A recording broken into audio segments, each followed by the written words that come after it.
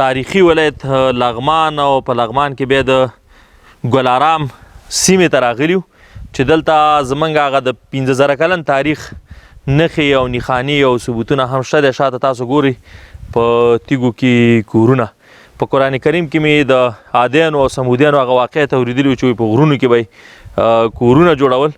نو افغانان هم دا د چا نه کم نه دي او په تیږو کې کورونه جوړ کړي دي. 15,000 کاله وړاندې چې کله آریایان راغله او دلته یما باچا و نو هغوی دلته دا غارونه جوړ کړي دي، په دې کې کورونه جوړ کړي دي، عبادتخانې جوړې کړي دي او دا کلکې تیږې سوري کړي دي.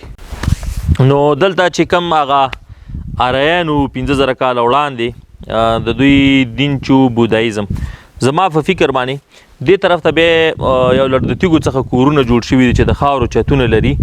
دا هم ډېر تاریخي کورونه دي. خو ما چې دلته څومره ولیدل او زما د څېړنې او یا چې څومره تاریخ ما مطالعه کړی دی، پخوا وخت کې چې کله هغه رهبانیت یعنې په غارونو کې به تنها عبادتونه کول، زما په نظر باندې چې دا دوی هغه خپل عبادت ته ځایونه جوړ کړي دي او هغه عبادتخانې دي. د نږدې څخه به هم ګورو، ځکه د اسلام د دین نه مخکې د اسلام خو یو اجتماعي دین دی، یعنې خلک په مسجدونو کې په شریکه سره عبادت کوي.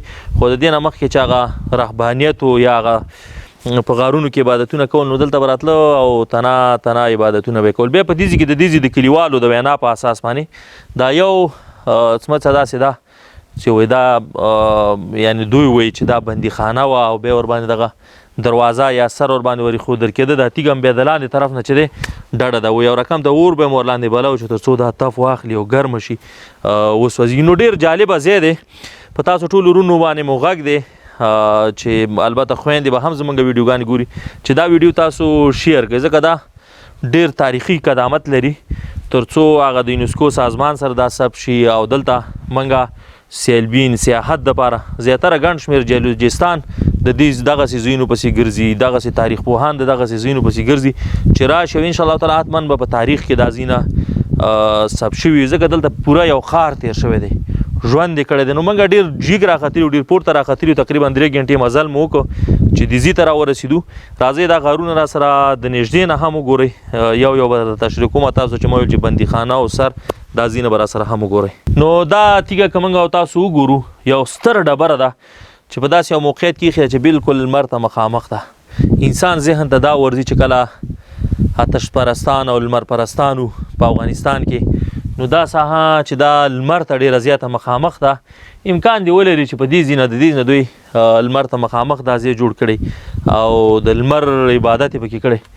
نو بیا دې ته چې دا ورختلو ګوري دا تیږه به انشاءالله تعالی زموږ دا ملګري به تاسو د کیمرې په سکرین باندې راښکاره کړي، ډېره داسې په سخت او پیچلي ځای کې ایښې ده.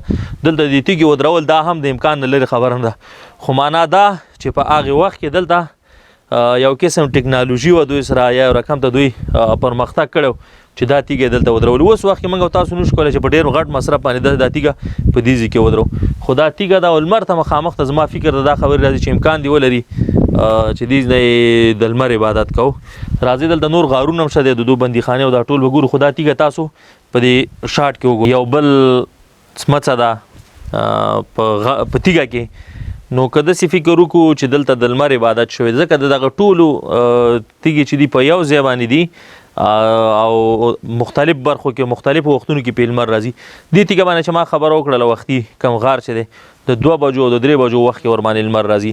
بیا دا طرف چې کوم یو دی نو 10 بجو کې چې کوم لمر دی دا طرف ورته مخامخ دی. امکان دی ولري چې د 10 بجو کې چې دوی کوم عبادت کوو هغه لمر پرستان چې کوم یو که نه، نو دې طرف ته لمر ته دا ځای مخامخ. دا زما هغه مفکوره ده، ځکه چې کله ما دا څمڅې ولي ټولې لمر ته مخامخ دي.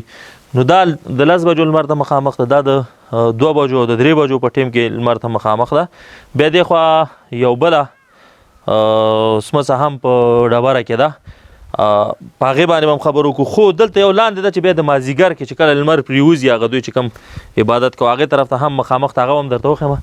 خو دا تاسو په الله باندې یقین وکړئ چې دوی خپل عبادت ته دومره احترام لرو چې دغه کلکې تیږې ورته سروي کړي دي او په دې کې کېناستل هغه خپل عبادت یې د دې د خلکو په وینا باندې وایي دی بندیخانه وه.